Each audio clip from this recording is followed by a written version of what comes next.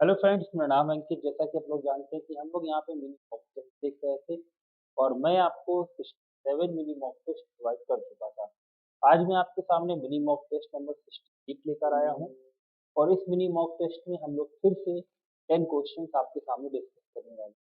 चलिए एक एक करके उन क्वेश्चंस की तरफ चलते हैं और देखते हैं कि कैसे क्वेश्चंस मैं आपके लिए आज लेकर आया हूँ। उससे पहले मैं सभी को बता दूँ, जो बच्चे नए हैं चैनल पे, चैनल को सब्सक्राइब कर लें और वीडियो को लाइक ज़रूर करें और ज़्यादा से ज़्यादा लोगों तक शेयर करें। तो आज का पहला क्वेश्चन आपके सामने स्क्रीन पर ये रहा। फर्स्ट क्वेश्चन लिखा हुआ है कि किसी त्रिभुज के शीर्ष आपको दिए गए हैं, यानी कि vertex of a triangle given है 0, 2, 1, 0, 3, 1। तो ये कैसा त्रिभुज होगा? पहला है समबाहु त्रिभुज, जिसको हम इक्विलैटरल कहते हैं। दूसरा है समद्विबाहु त्रिभुज, आइसोसेलेस ट्रायंगल। फिर है समकोण त्रिभुज, राइट एंगल ट्रायंगल। और डी ऑप्शन है समद्विबाहु समकोण त्रिभुज यानी आइसोसेलेस राइट एंगल ट्रायंगल। तो देखिए, इन क्वेश्चंस को करने के लिए आपको सबसे पहले इनकी भुजाएं पता करनी होंगी, क्योंकि जब तक इनकी भुजा नहीं पता होगी आप ये नहीं बता पाएंगे कि त्रिभुज कैसा है। तो हम एक ट्रायंगल बना लेते हैं और इसमें जो वर्टेक्स हमें दिए गए हैं वो हम रख लेते हैं। पहला वर्टेक्स हमें दिया है 0, 2। दूसरा दिया है 1, 0। फिर दिया हुआ है हमें 3, 1। इनके बीच की डिस्टेंस निकालते हैं √5 0 और 1 का अंतर, 1 का स्क्वायर प्लस 2 का और 0 का अंतर, 2 का स्क्वायर 4।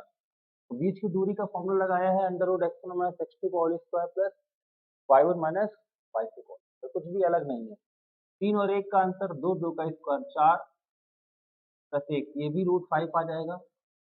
यहाँ निकालेंगे 3 का स्क्वायर 9 और 10 यानी √10 आ जाएगा। तो आप देख रहे हैं कि इसकी दो भुजाएं बराबर हैं। समबाहु तो नहीं है, आंसर नंबर ए नहीं हो सकता, आंसर नंबर बी हो सकता है, option number C, answer number D. ठीक है ना? तो दो भुजाएं बराबर हैं तो समद्विबाहु तो है, लेकिन एक ऑप्शन नंबर जो डी है वो कह रहा है समद्विबाहु है, वो समकोण है। तो अगर ये दोनों भुजाएं बराबर हैं और पाइथागोरस थ्योरम भी लग जाए, मतलब सबसे बड़ी भुजा का वर्ग इन दोनों भुजाओं के वर्गों के योग के बराबर हो जाए, तो इसका वर्ग 5 और इसका वर्ग 5 और इसका वर्ग 10, तो इन दोनों भुजाओं के वर्गों का योग इसके बराबर है, यानी कि ये समद्विबाहु भी है और समकोण भी है। इसलिए ये आंसर बी और सी नहीं होंगे, केवल और केवल आंसर नंबर डी करेक्ट होगा। क्लियर है? चलिए नेक्स्ट बनाते हैं। नेक्स्ट क्वेश्चन आपके सामने लिखा हुआ है कि बिंदु -2, -5 और 2, -2 और 8, ए समरेखी है। समरेखी का मतलब है कोलिनियर है। तो आपको बताना है कि ए का मान क्या होगा। देखिए, कोलिनियर के लिए वैसे तो हम लोग ट्रायंगल का एरिया 0 करते हैं, लेकिन वो एक बड़ा मेथड है, ठीक है ना? उसका मैंने एक शॉर्ट तरीका आपको बताया था कि जब भी आपको पॉइंट कोलिनियर दिखाने हो या कोई भी में ए या के जो भी रख दिया जाता है, उसका मान निकालना हो, तो आप लोग क्या करेंगे, प्रवणताएं निकाल लेंगे और उनको बराबर कर देंगे। ठीक है ना? तो क्वेश्चन नंबर सेकंड में पॉइंट दिए गए हैं आपको -2, -5 और सेकंड पॉइंट दिया है आपको 2, -2। नेक्स्ट पॉइंट है 8, ए। तो पहले हम इनका प्रवणता निकाल लेते हैं। तो ये m1 हम ले लेते हैं, y2 - y1 तो -2 -5 यानी कि 3 आ जाएगा और x2 - x1 यानी कि ये 4 आ जाएगा। इसकी प्रवणता निकाल लेते हैं तो a+2 हो जाएगा और ये 8 - 2 6 हो जाएगा। ठीक है ना? कैंसिल कर लेते हैं, ये 2 आ जाएगा, क्या आ जाएगा 3, 3 से मल्टीप्लाई होगा 9 और ये 2a + 4। 4 इधर माइनस करेंगे, ये 5 आ जाएगा इज इक्वल टू 2a। ए का मान निकालेंगे 5/2 होगा। तो ऑप्शन नंबर बी इसका राइट आंसर है 5/2। क्लियर है? चलिए आगे बढ़ते हैं। अगला क्वेश्चन देखिए, आपके सामने लिखा है कि how many terms are there in the extension, मतलब इसके एक्सटेंशन में कितने पद हैं। क्वेश्चन नंबर 10 और अच्छा क्वेश्चन है ये, अभी एनडीए का जो काम हुआ था उसमें पूछा था। चलिए देखिए कैसे करेंगे इस क्वेश्चन को। क्वेश्चन नंबर 3 लिखा हुआ है ए स्क्वायर बटे बी स्क्वायर और बी स्क्वायर बटे ए स्क्वायर प्लस 2 का होल पावर 21। अगर आप इसको देखें तो ये a by b plus b by a का होल स्क्वायर लिखा है, तो इसको आप लिख सकते हैं ए स्क्वायर बटे बी स्क्वायर स्क्वायर बटे ए स्क्वायर प्लस 2 ए बटे बी बी बटे सकते हैं। तो ये हो जाएगा आपका ए बटा बी प्लस बी बटा ए का होल स्क्वायर, और होल स्क्वायर होगा और ये पावर 21 है, ये 21 इंटू 2 हो जाएगी। और आपको पहले भी बताया गया है कि कभी भी बाइनोमियल लिखा हो और उसकी पावर n है तो इसमें नंबर ऑफ टर्म्स आपके होते हैं। अगर 42 यहाँ पे लिखा है 42 प्लस 1 यानी 43 पद होंगे, 43 पद होंगे। यही क्वेश्चन का आंसर है और ये डी आंसर है। चलिए नेक्स्ट बनाइए। नेक्स्ट क्वेश्चन देखिए लिखा हुआ है कि वृत्त एक्स स्क्वायर प्लस 169 के बिंदुओं 5, 12 और 12, -5 पर जो स्पर्श रेखाएं हैं उनके बीच का कोण क्या है? देखिए इसे कैसे करें।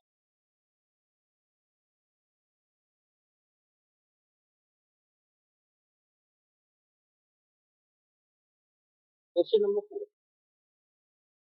ये सर्किल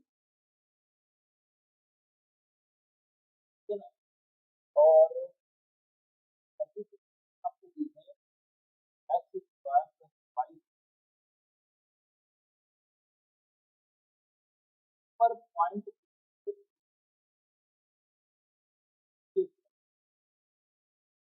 यहाँ पर पॉइंट है 5, 12 और यहाँ पे 2 पॉइंट 12, और स्पर्श रेखाएं इसको ये एंगल।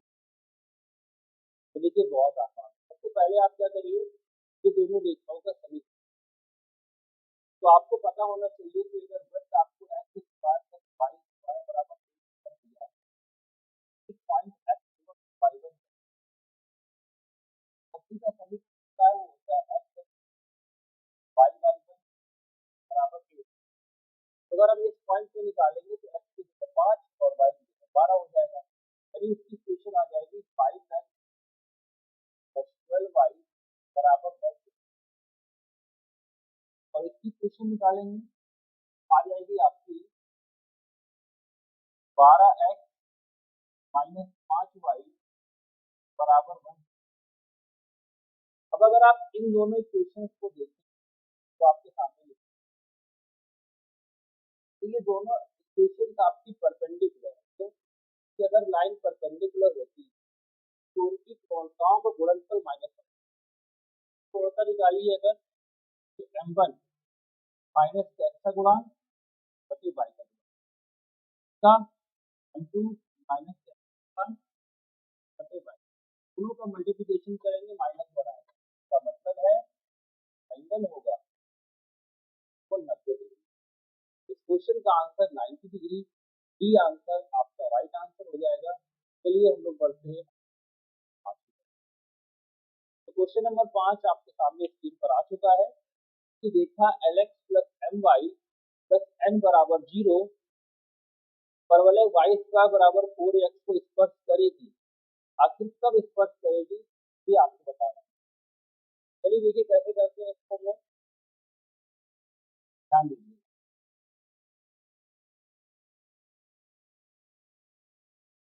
लिखा हुआ है कि रेखा Lx, क्वेश्चन नंबर हमारा ये है आज का, Lx plus y plus n बराबर 0, y स्क्वायर बराबर 4x, अगर कोई परवलय आपको y स्क्वायर इक्वल टू, और इसको लाइन y बराबर mx सकती है बराबर 4,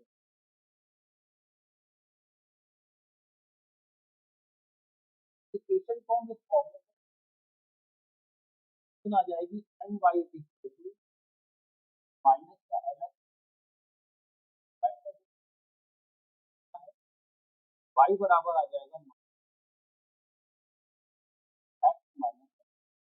अब आपको एम की वैल्यू भी मिल गई है और सी की वैल्यू भी मिल गई है और ए जाएगा डायरेक्ट ऑफ सी की जगह हो जाएगा माइनस का एम वाई ए की जगह ए हो जाएगा और एम की जगह माइनस का एल वाई माइनस से माइनस आ जाएगा l n is equal to आ जाएगा l n is equal to a m square. कहाँ दिया है? सी ऑप्शन में, तो आंसर सी करेक्ट है। ठीक है ना। छोटी छोटी कंडीशंस हैं आपको मैं जो बता रहा हूँ इनको आप नोट करते रहिएगा। पैराबोला के लिए अलग होती है, सर्किल के लिए अलग होती है और दीर्घवृत्त के लिए अलग होती है। ठीक है ना, सभी के लिए अलग अलग है, हाइपरबोला के लिए भी अलग होती है। नेक्स्ट बनाइए। अब जैसे यहाँ पे कहा गया है कि दीर्घवृत्त X square by 36 plus Y square by 20 बराबर 1 की निहताओं के बीच की दूरी क्या है, मतलब डिस्टेंस बिटवीन डायरेक्ट्रिक्स आपको निकालना है। चलिए देखिए कैसे करेंगे। क्वेश्चन नंबर हमारा है ये X square by 20 sorry X square by 30 X square by 36 Y square by 20 is equal to 1। तो जो डिस्टेंस बिटवीन डायरेक्ट्रिक्स होती है वो आपकी होती है 2a अपॉन ई, क्योंकि यहाँ पर a बड़ा है। अगर b बड़ा होता तो 2b अपॉन ई होती। ठीक है ना। तो हमें चाहिए क्या? a। तो a तो आपका सीधे यहाँ पे ये a स्क्वायर दिया है, ये b स्क्वायर दिया है, तो a आपका 6 हो जाएगा। e निकालना होगा। e के लिए सबसे आसान तरीका मैंने बताया था, दोनों का अंतर ले लीजिए, बड़ा नंबर लिख लीजिए और अंडर रूट ले लीजिए। ऊपर आ जाएगा 4/6 या हम 2/3 लिख, ये 2/3 यहाँ लिख दीजिए, 3 ऊपर आ जाएगा, तो 2 से 2 कट जाएगा।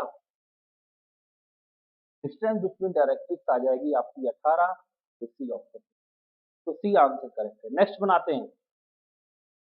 नेक्स्ट क्वेश्चन, क्वेश्चन नंबर 7 लिखा हुआ देखिए, अभी मैंने हाइपरबोला की बात की थी और हाइपरबोला का क्वेश्चन भी आ गया। क्वेश्चन नंबर 7 क्या लिखा हुआ है? क्वेश्चन नंबर 7 आपका लिखा हुआ है कि रेखा LX plus M Y plus N बराबर 0 दीर्घवृत्त X square upon A square minus sorry अति पहले है X square by A square minus Y square upon B square is equal to 1 की एक स्पर्श रेखा है। तो आपको बताना है कौन सी कंडीशन इसमें सही होगी। तो देखिए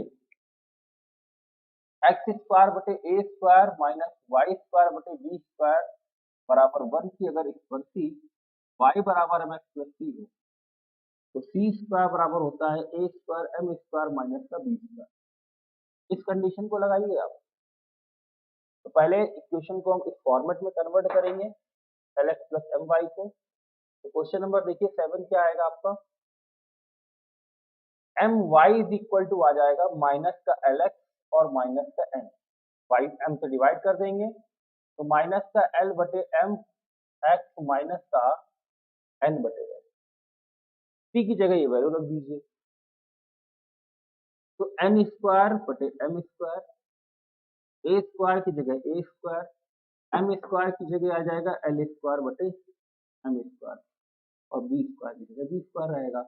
इस एम स्क्वायर से गुणा करा दीजिए इधर, तो यहाँ आ जाएगा एन स्क्वायर ए स्क्वायर एल स्क्वायर माइनस का बी स्क्वायर एम स्क्वायर।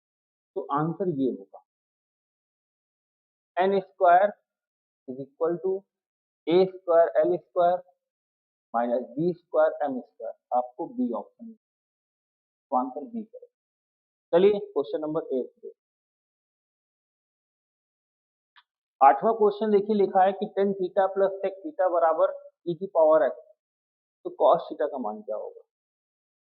देखिए इस तरह के क्वेश्चन भी मैं आपको काफी करा चुका हूँ, बस यहाँ पे ई की पावर एक्स दे दिया गया है, अदरवाइज ये वैल्यू लेकर क्वेश्चन तो मैंने कई आपको कराए हैं। ठीक है ना, और बताया भी है कि कभी भी अगर आपको दे दिया जाए sec theta plus tan theta बराबर कुछ भी दिया जाए, तो आप दूसरी इक्वेशन तुरंत बनाएंगे। वो क्या है? sec थीटा माइनस टेन बराबर 1 अपॉन e की पावर x हो जाएगा, या इसको आप लिख सकते हैं e की पावर माइनस x।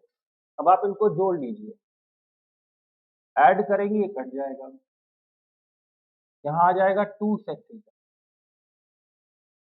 यहाँ आ जाएगा e की पावर x प्लस e की पावर माइनस x से डिवाइड कर देंगे, तो sec थीटा का मान आ जाएगा e की पावर x प्लस e की पावर माइनस x बाई 2। हमें cos का चाहिए, हम पलट देंगे, तो cos थीटा आ जाएगा 2 बटा e की पावर x प्लस e की पावर माइनस x। तो ये इसका आंसर हो जाएगा, और ये आपको दिख रहा है बी ऑप्शन। तो B answer is the right answer of this question. चलिए क्वेश्चन नंबर 9 देखते हैं। देखिए ए लिखा हुआ है, आपको एडजॉइंट निकालना है, और 2 क्रॉस 2 का एडजॉइंट निकालना बहुत आसान होता है। देखिए कैसे निकालते हैं 2 क्रॉस 2 का एडजॉइंट। 3 क्रॉस 3 का आपसे पूछा नहीं जाएगा क्योंकि बड़ा होता है, उस एग्जाम टाइम में आप निकाल नहीं पाएंगे, और पूछा जाता है तो उसकी ट्रिक होती है। आगे आने वाले वीडियो से मैं उसे जरूर कराऊंगा आपको। क्वेश्चन नंबर 9 लिखा हुआ है ए बराबर -2 6 -5 7। आपको चाहिए एडजॉइंट ए का मान। कैसे निकालेंगे? देखिए, अगर आपको एक मैट्रिक्स दी गई है ए बी सी और डी, और आपको इसका निकालना है एडजॉइंट।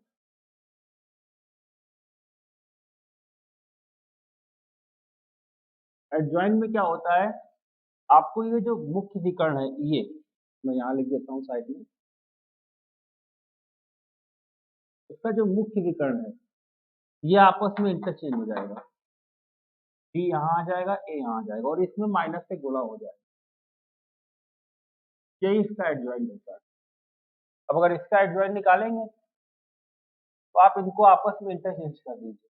यहाँ 7 आ जाएगा और यहाँ -2, तो माइनस से गुणा होगा, तो ये 5 और ये माइनस। चेक कर लीजिए कहाँ पे दिया है, 7 -6 5 -2, आंसर नंबर ए। तो ए करेक्ट है। चलिए क्वेश्चन नंबर नेक्स्ट लिखा हुआ है हमारा 10वां कि Sn की वैल्यू आपको दी गई है। Sn समांतर श्रेणी के प्रथम n पदों का योग है, तो सर्वांतर क्या है, कॉमन डिफरेंस क्या है? क्वेश्चन नंबर 10 है। अच्छा क्वेश्चन है, आया हुआ है एग्जाम में। कैसे करेंगे ध्यान दीजिएगा। क्वेश्चन नंबर 10, समांतर श्रेणी के n पदों का योग आपको दिया है np plus 1/2 n -1 into Q. ठीक है ना? आपको निकालना है कॉमन डिफरेंस। डिफरेंस होता है T2 माइनस T1। आपको चाहिए पहला पद और दूसरा पद, और आपको पता है कि Tn इज इक्वल टू होता है Sn और Sn माइनस 1। यानी कि अगर आप पहला पद निकालते हैं तो आ जाएगा S1 माइनस S0। ये आप तब लगाते हैं जब आपको n पदों का योग दिया हो तो कोई भी पर्टिकुलर टर्म निकालना हो तो। ठीक है ना? तो हम यहाँ 1 रख देते हैं, तो 1 रखने पर ये 0 हो जाएगा, p आ जाएगा। जब आप 0 रखोगे तो ये 0 हो जाएगा और ये भी 0 हो जाएगा, तो पहला पद आपको p मिलेगा। अब दूसरा पद निकालते हैं, तो T2 देखिएगा कितना आएगा, H2 माइनस S1। तो S1 तो आपने p निकाला था, रख दीजिए। 2 रखेंगे तो 2p प्लस 1/2, 2 इंटू 2 माइनस 1 यानी 1 इंटू क्यू, ये कट जाएगा, तो 2p प्लस क्यू आएगा, यानी कि H2 आएगा आपका 2p प्लस क्यू। यहाँ रखना पड़ेगा, नहीं सॉरी सॉरी, ठीक है ठीक है, हमने H2 निकाला है ना अभी, अभी जब हम माइनस करेंगे तब हमारा P2 आएगा, वो आ जाएगा P घटने के बाद P प्लस Q, ये हम यहाँ रख देंगे। तो हमारा कॉमन डिफरेंस क्या होगा? Q। इस क्वेश्चन का आंसर Q करेक्ट होगा। क्लियर है? सबसे पहले हम लोगों ने पहला पद निकाला है, फिर दूसरा पद निकाला है, फिर दूसरे पद ने पहले पद को माइनस कर दिया है, कॉमन डिफरेंस आ जाएगा। तो आंसर इसका हो जाएगा ऑप्शन नंबर डी यानी कि Q। तो ये हमारा क्वेश्चन नंबर 10वां था, आज का अंतिम क्वेश्चन। और आप सभी को पता है कि हमारी क्लासेस आप यहाँ तो देख ही रहे हैं, साथ-साथ अनअकैडमी पर भी आप हमारी क्लासेस देख सकते हैं, जहाँ पर मैं नेवी कोस्ट गार्ड के लिए भी पढ़ा रहा हूँ आपको, एयरफोर्स एक्स ग्रुप के लिए भी पढ़ा रहा हूँ और एयरफोर्स वाई ग्रुप के लिए भी पढ़ा रहा हूँ। तो अगर आप इन सभी कैटेगरी से बिलोंग करते हैं तो आप आकर हमारी क्लासेस वहाँ पर भी ले सकते हैं, ठीक है ना? करना कुछ नहीं है, आप प्ले स्टोर में जाके अनअकैडमी लर्निंग ऐप डाउनलोड करिए और वहाँ पे हमारा नाम सर्च करिए अंकित अवस्थी। आप मेरा नाम सर्च करेंगे, वहाँ पे हमारे सारे वीडियोज़ जो भी हैं, वो आपको वहाँ पे मिल जाएँगे। और इसके साथ-साथ अगर मुझे फॉलो कर लेते हैं, तो आपको वहाँ पर हमारी जितनी भी क्लासेस हैं उनका नोटिफ़िकेशन भी मिलेगा, क्लास से 5 या 10 मिनट पहले, ठीक है ना? जिससे कि आप टाइम पे क्लास को जॉइन कर सकें। इसके साथ-साथ मैं आप सभी को बता दूँ, बहुत बच्चे कन्फ्यूज़ रहते हैं कि कैसे मैं प्रिपरेशन करूँ, कैसे ना करूँ? तो वो सारी चीज़ें जो हम लोग गलतियाँ करते हैं, उसके लिए अनअकैडमी बहुत जल्दी कुछ सेशंस लेकर आ रहा है आपके सामने, कुछ क्लासेस आपके सामने लेकर आ रहा है वीकली, जो आप आकर अटेंड कर सकते हैं। अपने डाउट्स को वहाँ पे बता सकते हैं कि हमें ये प्रॉब्लम आ रही है और कैसे उसको हम रिज़ॉल्व करें, क्या-क्या दिक्कतें हैं, क्या नहीं समझ में आ रहा है, क्या समझ में आ रहा है, कैसे हम करें कि हमें सारी चीज़ें समझ में आ जाएँ। तो वो बहुत जल्द आपका आने वाला है सेशन। अब ये कब आएगा पराक्रम सेशन, मैं आपको इसके बारे में जानकारी आगे देता रहूँगा, ठीक है ना? अभी के लिए हम लोग आगे बढ़ते हैं और कुछ चीज़ों पे चर्चा करते हैं। अगर आप मेरी वहाँ क्लासेस अनअकैडमी पर लेते आते हैं तो बहुत अच्छे फीचर्स आपको मिलते हैं, रेज़ हैंड का हो गया, जिससे आप हमारी क्लास में आकर अगर कोई भी आपको डाउट्स आता है उस पर्टिकुलर क्लास में, तो आप हमसे वो डिस्कस कर सकते हैं। आप हमसे डायरेक्टली रेज़ हैंड करके बात कर सकते हैं, टॉक कर सकते हैं और अपने डाउट को क्लियर कर सकते हैं, इसकी मदद से। इसके साथ-साथ अगर आपको कुछ डाउट्स आते हैं, तो आप वो डाउट्स हमारे पास भेज सकते हैं, उनका सॉल्यूशन आपको उसी क्लास में प्रोवाइड कर दिया जाएगा।